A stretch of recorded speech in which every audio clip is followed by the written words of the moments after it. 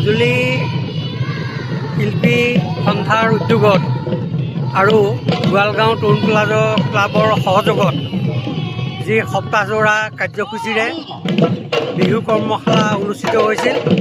আজি এয়া সামৰণি অনুষ্ঠান অতি সুন্দৰ, সঁচাই ভাল লাগিছে।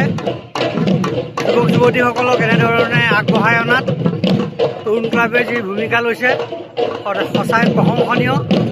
এয়া ঢোল বাদকে ঢোল বাইছে, পেঁপা বজাওতাই পেঁপা বজাইছে, নচাখিনিয়ে নাচিছে। এটা সুন্দৰ পৰিৱেশ। আমি আশা ৰাখিছোঁ আগলৈও তৰুণ ক্লাবে এনেধৰণৰ কৰ্মশালা অনুষ্ঠিত কৰি যুৱক যুৱতীসকলক আগবঢ়াই নিয়াত সহায় কৰিব।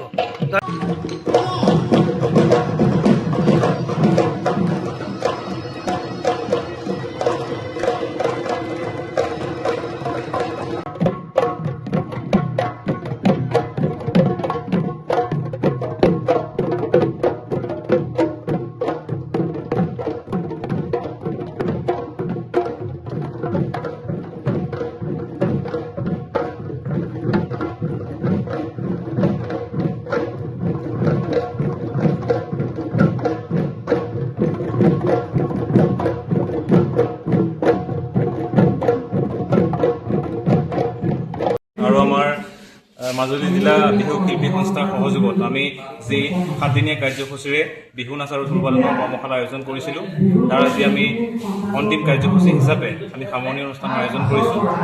এই সামৰণি অনুষ্ঠানটিত আমাৰ যিসকল প্ৰশিক্ষাৰ্থীয়ে ইতিমধ্যে আমাৰ ঢোল বাদন আৰু বিহু নাচৰ যি প্ৰশিক্ষণ গ্ৰহণ কৰিছিল, তেওঁলোকৰ দ্বাৰা আমি এটি সুন্দৰ বিহু সামৰণি অনুষ্ঠান আমি আয়োজন কৰিছোঁ।